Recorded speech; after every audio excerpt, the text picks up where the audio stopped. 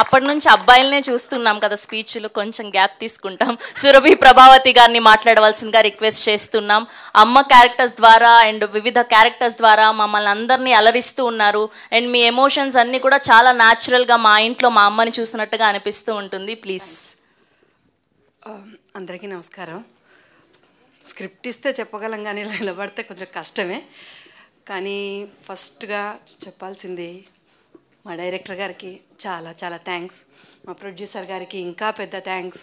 ఎందుకంటే నేను వచ్చిన కొత్త, అది కొంచెం మెయిన్ క్యారెక్టరు చేస్తున్న కొత్త, అది నన్ను నమ్మి అంత పెద్ద క్యారెక్టర్ ఇచ్చారు.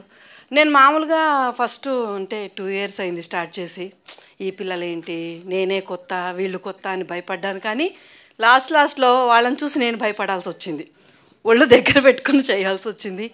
ఇంత మంచి క్యారెక్టర్ ఇచ్చినందుకు చాలా చాలా థ్యాంక్స్. నన్ను నమ్మినందుకు ఇంకా థ్యాంక్స్. ఇది అందరూ ఆదరిస్తారని కోరుకుంటున్నాను, ఆశపడుతున్నాను. అందరూ థియేటర్లో చూడండి. Thank you very much.